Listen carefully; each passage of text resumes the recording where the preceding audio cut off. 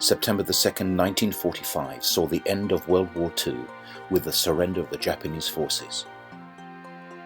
Germany had unconditionally surrendered earlier that year in May. Europe in the 20th century has been the fighting ground for two major conflicts that cost the lives of 17 million in World War I and more than 50 million in World War II. There was a desire by the European and US allies for a Europe where such conflicts could not happen again. The main thrust of this idea was to make sure that the two main central powers in Europe, France and Germany, would never come into conflict again.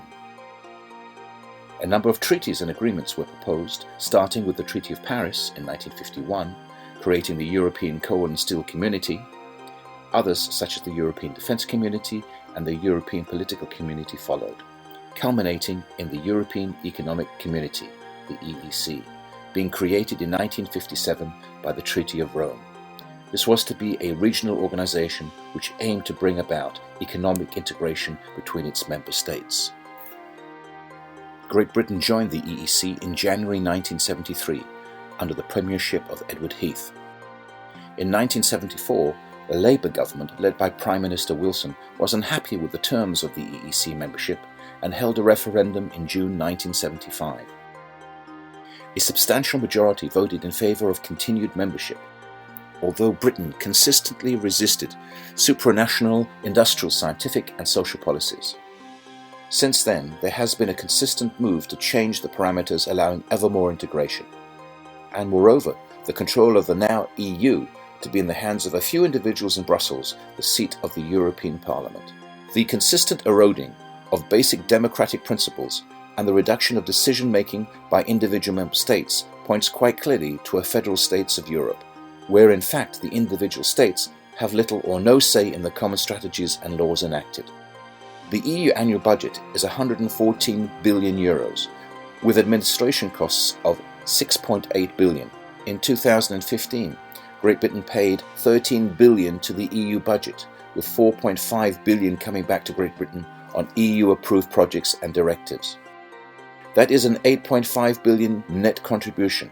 The €4.5 billion spent in Great Britain is not necessarily spent on projects required by the government, but on those things the EU administration thinks is important. But this anomaly is only the beginning.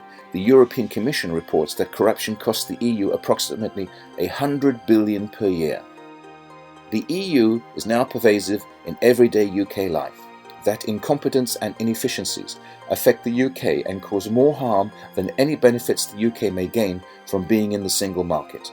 The free movement of people within the now greatly expanded EU is allowing workers from low economy countries to move to high economy countries, thus forcing down wages, causing housing and social welfare shortages. In the case of the UK, this problem has been compounded by the lack of successive governments to build more social housing, new schools and hospitals, as well as new infrastructure such as rail and road networks. The benefit of leaving the EU are far greater than staying in. The most important question is whether Great Britain is a sovereign power or merely a small principality within Greater Europe. The greatest fear for many Britons is that Great Britain will vote to leave and Prime Minister Cameron will still be Prime Minister.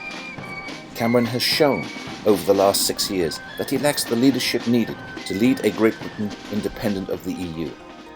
He lacks life and work experience, and that is reflected in many of Britain's political elite. There would be inevitably an election within the Conservative Party to elect a new Prime Minister. The frontrunner seems to be Boris Johnson, but is Johnson's heart in the right place? Would he use the out result to renegotiate Great Britain staying in the EU? Can all the politicians be trusted to follow through on their promises? Great Britain outside the EU would unleash the full potential of the country, unsaddled with the corruption and bureaucracy so endemic in Brussels. Free to negotiate trade agreements around the world. Free to engage the Commonwealth. Free to control borders and to avoid the Transatlantic Trade and Investment Partnership, TTIP, which will weaken British laws, healthcare and the environment.